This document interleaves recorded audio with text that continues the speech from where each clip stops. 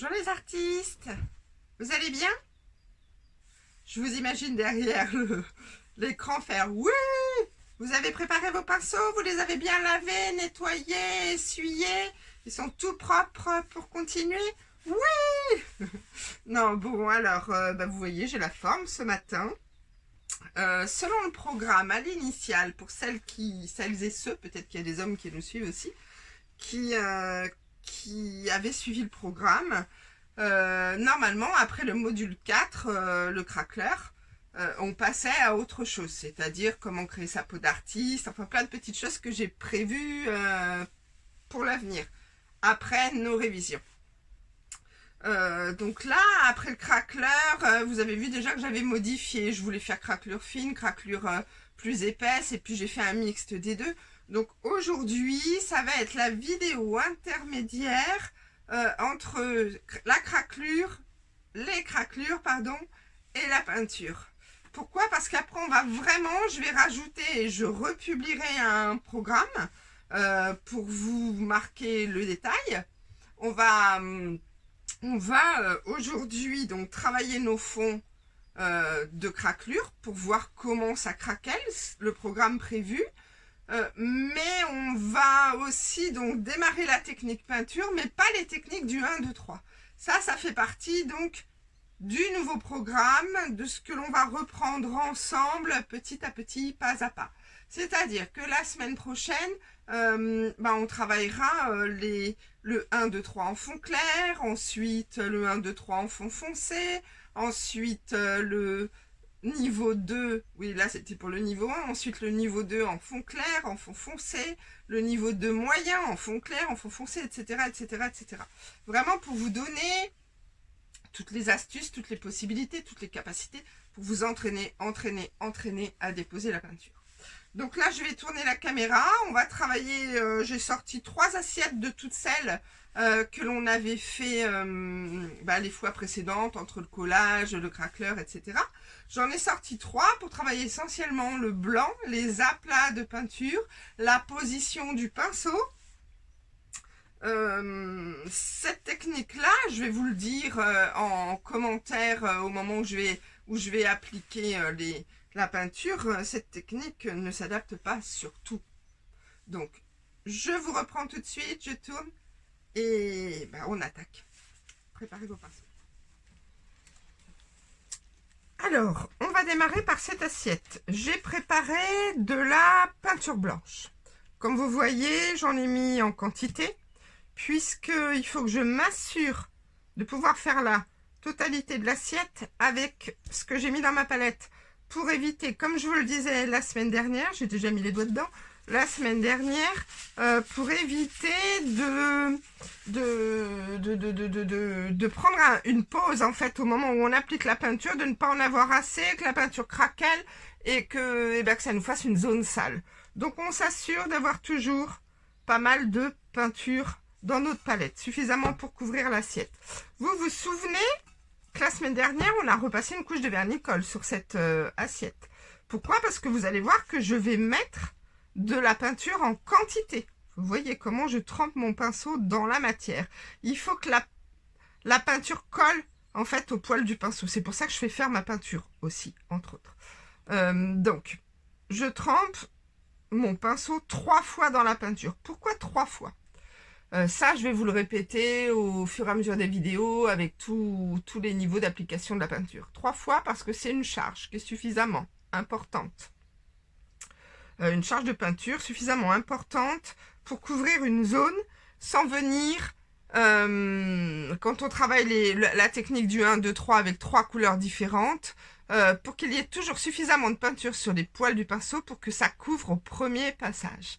Pour ne pas avoir à revenir à repasser au même endroit, puisque comme on travaille par l'arrière à l'envers, on est d'accord que la première touche de pinceau, c'est celle que je vais voir. Donc si je passe et je repasse, quand on travaille avec des couleurs différentes, en fait je viens mélanger mes couleurs et ça me donne presque plus une seule et même couleur uniforme, et on ne voit plus le détail entre les 3 couleurs, entre chaque couleur. Donc là, c'est pas le cas puisqu'on travaille avec le blanc. Malgré tout, on garde cette habitude. On l'apprend en fait. On a besoin que ça devienne un geste inné. Voilà. Donc là, j'ai collé ma serviette, j'ai mis mon craqueleur. Pour le moment, je ne souhaite pas faire d'autres décorations puisque je trouve que c'est déjà pas mal chargé. Après, il y a plein d'autres techniques qu'on pourrait appliquer et ça fait partie des niveaux supérieurs également. Mais là, pour le moment, on ne peut pas vous embrouiller, je m'arrête là.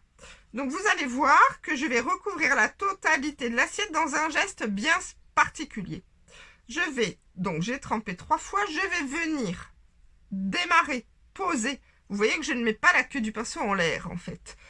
Je viens tout le temps descendre mon pinceau comme un ascenseur, le poser au niveau du support en verre et racler la matière. Je ne cherche pas à faire de pression sur les poils du pinceau, à appuyer le pinceau sur le verre, je ne cherche pas à m'appliquer, je cherche juste à couvrir une zone.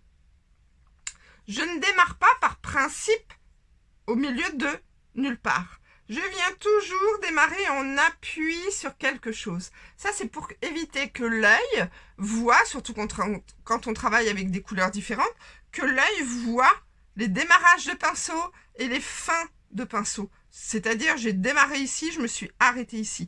En fait, on doit toujours avancer par zone et pas un trait plus un trait plus un trait, sauf comme j'ai déjà expliqué dans les niveaux 3 où là on veut faire une déco différente. Donc là je vais recouvrir la totalité de l'assiette. Je vais vous faire les commentaires en même temps parce que déjà c'est plus facile pour moi au moment où je l'applique comme je le fais pour pouvoir vous commenter en fait et en direct peut-être certaines difficultés, certaines inclinaisons d'assiettes, certaines charges de peinture, donc on y va. Donc comme je vous disais, j'ai trempé 3 fois, je ne démarre jamais au milieu de nulle part. Donc je ne vais pas démarrer ici, mais je peux démarrer en appui, en bordure de ma tige. Vous allez voir que je vais... Donc là, c'est un cas particulier, comme je travaille avec le craqueleur, je ne sais plus, on va dire, je le vois, mais on va dire que je ne sais plus où j'ai appliqué le craqueleur. Pour les novices, moi je le vois parce que ça nous fait des petites zones comme ça qui sont plus brillantes. Je ne sais pas si vous le voyez à la caméra. Et vous vous souvenez, j'avais dit je fais une petite zone, une petite fenêtre par ici et puis je fais des petits rappels ailleurs. Donc ça, on s'en souvient. Mais on imagine que je ne sais plus où j'ai mis le craqueleur et que je n'arrive pas à le repérer. Donc justement, pour éviter de faire des zones où il n'y aura pas suffisamment de peinture et pour être sûr que mes craquelures craquellent bien, je procède de la façon suivante. Je trempe 3 fois, ça je l'ai déjà répété plusieurs fois. Je descends mon pinceau, je me mets en bordure d'une tige, je descends, je pose, je racle. Je viens aussitôt à côté. Je retrempe 3 fois. Là, en fait, ma zone a pris l'air, donc je n'ai absolument pas le droit de revenir par-dessus. Là, je n'ai pas mis assez de matière, donc si je veux venir couvrir, il faut que je me dépêche. C'est tout de suite. Au moment où je relève le pinceau, je n'ai plus le droit de revenir sur la zone que j'ai commencé à peindre. C'est pour ça que c'est important de charger le pinceau. Là, j'ai des petites épaisseurs de matière. Je vais vous montrer après comment les retirer, mais si on est novice, on n'essaie pas parce qu'on risque de le faire en relevant la queue du pinceau, donc de mettre trop de pression et d'arracher en fait le craqueleur qui est en train de se faire. Vous voyez là, on est sur une zone de craquelure. Donc si je reviens maintenant, je bouche mes craquelures. Donc je ne dois absolument pas repasser sur ce que j'ai déjà fait. Si j'ai des petits trous, je les laisse puisque ça va me permettre d'apporter une couleur de fond supplémentaire par la suite. Donc là, je vais continuer d'avancer et vous allez voir, je peux passer par-dessus mes motifs puisque je les ai protégés plusieurs fois. Vous allez voir la façon dont je pratique. En général, quand je travaille sur une seule couleur, que je dois mettre du blanc partout, que je dois faire des aplats de couleurs partout, je vais très très vite, je charge, je fais 1, 2, 3 dans un sens, tout de suite sans relever le pinceau, 1, 2, 3 dans l'autre sens, et après je recharge, et je ne reviens plus sur la zone. Si je fais 1, 2, 3, je prends le temps d'aller recharger. Là, en fait, l'effet chimique se fait déjà. C'est-à-dire que les craquelures vont déjà craqueler. Donc, lorsque je viens, après avoir rechargé et que j'essaie de repasser par-dessus parce que j'ai trop d'épaisseur ou parce que je n'ai pas mis assez de peinture, je rebouche mes craquelures. C'est pour ça que c'est important de faire ce geste. 1, 2, 3. Et puis tout de suite, 1, 2, 3. Je racle et je ne reviens plus. Je recharge. 1, 2, 3, 1, 2. Voilà, je peux toujours aller jusqu'à 6 traits puisque je mets suffisamment de matière pour couvrir. Donc, vaut mieux en mettre beaucoup. Vous allez me dire, je suis généreuse en peinture. Oui, mais c'est le but des techniques Garavou. Vous avez vu, là, j'en ai pas mis assez. Bon, moi, je sais qu'il n'y a pas de craquelure ici puisque c'était derrière le coquelicot. Donc, en fait, j'ai pu tout de suite en remettre. Mais là, tout ce que je fais ici, malgré les épaisseurs, je ne repasse pas. Donc là, hop, voilà, je fais ça, je fais ça. Vous voyez que je change tout le temps de sens avec mon pinceau. Donc j'ai le droit de repasser pour racler la matière tant que je suis sur la zone que je suis en train de couvrir. Juste pour essayer d'étaler quand même un peu, que j'ai pas trop de bosses d'épaisseur de peinture. Mais voilà, je viens très vite déposer ma peinture. Donc là, je sais que j'ai une grosse zone de craqueleur. Donc là, ce que j'ai fait là, déjà, c'est pas bien. Pourquoi? Parce que vous voyez que le blanc n'est pas suffisamment mis en épaisseur. Ça me fait des traînées et que ça commence à craqueler. Donc comme c'est une toute petite zone, je vais éventuellement, voilà, venir tout de suite en remettre par-dessus. Mais sur toute cette zone, je vais m'assurer d'en mettre tout de suite en épaisseur. Voilà, pour être sûr, après, de ne pas avoir à revenir dessus et que ça craquelle comme je le souhaitais à l'origine. Vous voyez que dans mon mouvement, il y a des zones que je remplis pas. C'est pas gênant, c'est le but de la technique. En fait, c'est le but des techniques Garavou. Vous voyez, j'étais tentée de retirer. Si je le fais, je risque d'arracher. Mais il y en a vraiment très épais. Donc voilà, j'ai juste donné un tout petit coup en surface. Mais vraiment, si c'est la première fois que vous faites ça, je vous déconseille d'essayer de retirer les épaisseurs.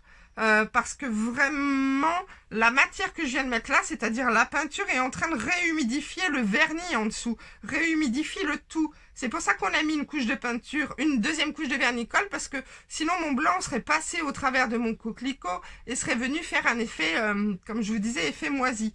Là, le fait de mettre beaucoup de matière, s'il y a des petites zones où il n'y en a pas, c'est pas gênant, puisque ça sera les zones où je vais appliquer une autre couche. Je vais essayer de vous la retourner sans m'en mettre trop sur les doigts et sans la faire tomber. Pour que vous voyez ce que ça donne de l'autre côté. Voilà. Donc, si je veux accentuer mes craquelures, je vais poser mon assiette. Je m'essuie un peu les mains parce que j'en ai partout. Si je veux accentuer mes craquelures, tout simplement, je prends mon sèche-cheveux, je pousse ma palette pour pas sécher l'excédent de peinture. Je prends mon sèche-cheveux et je me souviens, vous voyez là c'est en train de craqueler, des zones sur lesquelles j'ai mis du craqueleur. Donc je chauffe au maximum. Je vais le faire un tout petit peu pour pas vous casser les oreilles. Je vais juste le chauffer un peu. Ensuite je vais mettre mon assiette de côté et puis je vais en prendre la suivante et on reprendra celle-ci lorsqu'elle sera sèche pour que je vous montre ce que ça donne. Mais juste pour vous montrer en direct, je vais essayer de mettre le sèche-cheveux de côté, vous montrer en direct comment s'accélèrent les craquelures avec la chaleur.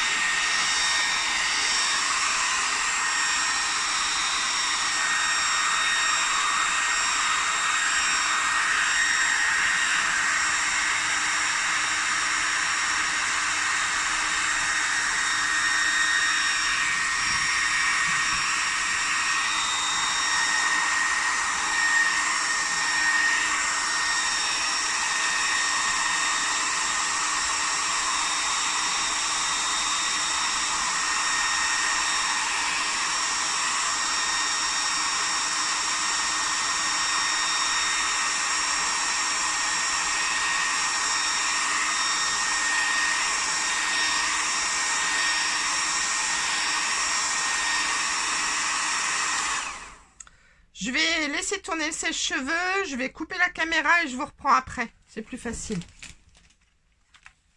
J'ai préparé la palette. Donc voilà le coquelicot. Alors là, on voit super bien les grosses craquelures, hein, puisque vous vous souvenez, on avait fait des zones où on avait cherché vraiment à vraiment bien craqueler en mettant en épaisseur. Donc vous voyez que si je mets ma manche derrière avec le noir, et ben ça ressort énormément. Donc j'ai préparé ces couleurs-là, ces nuances-là. Moi, j'ai bien envie, la couleur la plus foncée, de la mettre dans les plus grosses craquelures, mais pas trop non plus. Mais pour faire un rappel des tiges. Alors, j'ai mis du noir, mais on aurait pu faire aussi un mélange avec, avec du terre brûlé. Voilà, j'essaie, voilà, je vous montre. Donc, je vais pas en faire de trop, hein, parce que j'ai vraiment le sentiment, sinon que ça va trop attirer l'œil par rapport à ces tiges. Je pourrais l'étaler comme ça. Mais si je fais ça, alors on aura plus une zone, ça va, mais je le fais uniquement parce que je sais que mon blanc est bien blanc et qu'il y a une bonne épaisseur de blanc. Pour pas que mon noir vienne par transparence salir en fait mon blanc. Je vais pas en mettre beaucoup, vous voyez, on voit bien que c'est voilà, que c'est du noir, que c'est pas du terre brûlé, ou alors je vais reprendre mon autre palette là. Et puis voilà, j'ai pas envie que ce soit. L'idée c'est vraiment de travailler ces couleurs pour ne pas donner le sentiment. Ah voilà, vous voyez, j'ai réintégré une petite touche de marron. Ça vient casser un peu le noir et ça fait moins noir et ça paraît beaucoup plus naturel et en harmonie avec nos tiges que ces traces, ces grosses traces noires qu'on avait juste avant. Donc voilà, ne pas hésiter si vous avez des couleurs à la maison de jouer sur les différentes nuances. Alors pas forcément en les mélangeant, hein, vous voyez, je trempe mon pinceau d'un côté, je retrempe mon pinceau de l'autre, et le mélange se fait naturellement sur les poils du pinceau en fait. Hein. Je vais peut-être en faire une ou deux par là. Ah, la zone sale, vous voyez, c'est pas très très beau ce que j'ai fait. J'avais pas vu que mon blanc n'était pas bien blanc, donc je vais essayer de le retirer, mais j'ai peur de faire encore plus de bêtises en le retirant, mais on va quand même essayer. Voilà, de ne pas entraîner mon marron dans d'autres zones pour que ça salisse encore plus. Ouais, c'est bif bof. Donc ça, je viendrai le retravailler avec du blanc ou avec de l'argenté, puisque j'ai préparé de l'argenté, ou avec du blanc perle. Mais ça va, j'ai rattrapé un peu la nuance, ça va... Voilà, ça va me rattraper l'intérieur du pavot, du coquelicot. Donc, je vais essayer de m'en faire une ou deux petites plus vers le bas. Par exemple, ce tout petit trou, voilà, me faire une petite touche. Là, me faire aussi... Je vais plus chercher à viser les tout petits trous que chercher à viser les craquelures, là, maintenant. J'ai plus envie de pas trop attirer l'œil. Pareil, pas trop information. C'est utiliser mes craquelures pour venir, par exemple là juste au bord du coquelicot, voilà, venir, pareil, hein, apporter une nuance de couleur avec une forme aléatoire pour que l'œil ne sache plus qui est quoi entre ce qui est collé et ce qui est peint. Donc ça c'est pas mal parce que ça nous fait des petites touches par rapport à ça. Ça rappelle un petit peu ces points rouges mais dans d'autres nuances. Mais maintenant, voilà, j'ai plus envie de remplir avec des tons, alors peut-être encore un tout petit peu là-haut, mais je sais pas si je fais toute la zone ou si je fais juste une petite touche. Ouais, je crois que je vais juste, voilà, faire juste une petite touche, parce que là, ça aurait fait trop un bloc, un pâté. Et peut-être dans ce cas-là, voilà, faire ça. Alors là, je vais rincer. Je vais essayer d'apporter une autre nuance, parce que j'aurais pu tout remplir en blanc, mais si je remplis tout en blanc, là, il n'y a plus trop d'intérêt d'avoir fait des craquelures. Mais j'ai pas envie non plus de mettre une couleur trop foncée. Pourquoi? Parce que ça va faire trop d'informations. Donc en mettant, voilà, des tons un peu métalliques, ça reste, je trouve, comment dire, ça apporte de la couleur supplémentaire pour jouer avec les couleurs, pour s'amuser avec les effets, et sans être trop présent. Donc ça donne un petit côté un peu festif, ça donne un petit effet fondu également, et sans être trop présent. Donc pareil, je ne cherche pas forcément à bien remplir toutes les craquelures. Vous voyez, je racle mon pinceau, ce qui fait que la peinture se met encore de façon aléatoire. Ça ne me fait pas un bloc argenté ni là ni là.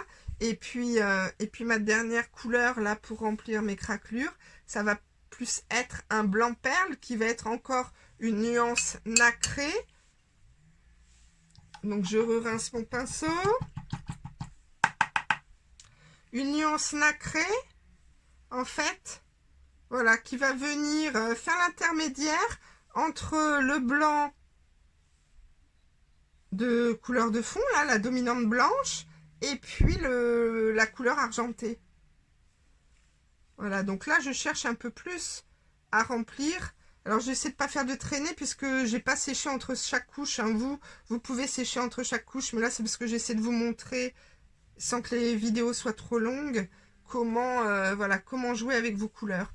Donc, hop, surtout quand on est là à côté d'une zone foncée, on fait attention dans la traînée de pas trop embarquer les autres tons avec nous pour pas faire pareil des traînées sales. Donc je viens plus là en tapotant remplir. Alors vous voyez que j'essaie de ne passer qu'une fois, pas venir et revenir, parce que justement si mon argenté n'est pas sec, si je reviens tout le temps sur la zone, je vais mélanger mes couleurs. Là l'idée c'est de venir apporter une autre nuance subtile, hein, on voit que le blanc perle on le voit très très peu, on va le voir quand je vais bouger comme ça l'assiette, puisque ça va nous faire justement un petit ton nacré. Mais on n'a pas énormément de trous et c'était dans les craquelures, donc on ne le voit pas forcément beaucoup. Je crois que j'ai rempli tous mes trous. Hein. Voilà, voilà, donc bah pareil, hein, je vais faire une petite pause séchage de tout ça et je vous reprends pour vous montrer les faces avant avec toutes les nuances et toutes les applications de couleurs que l'on fait depuis tout à l'heure.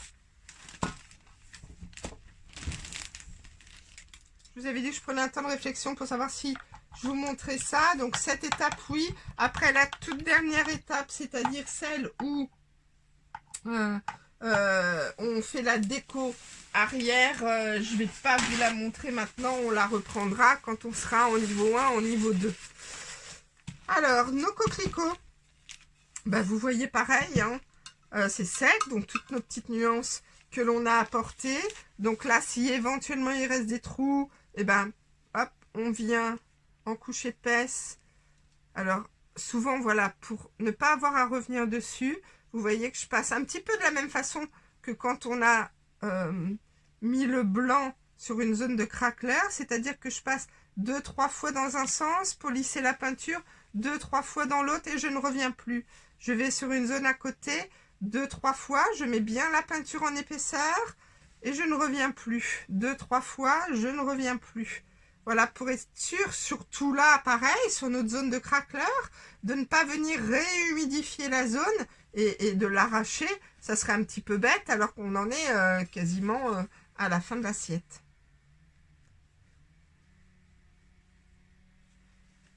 Il y a les voisins qui sont en train de passer la tronçonneuse, donc j'espère que vous n'entendez pas trop sur la vidéo, même si je suis enfermée.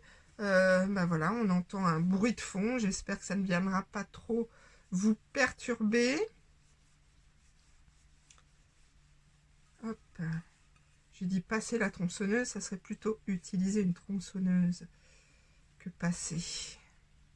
Comme je suis concentrée sur ce que je fais, parfois je n'utilise pas les bons verbes. Alors,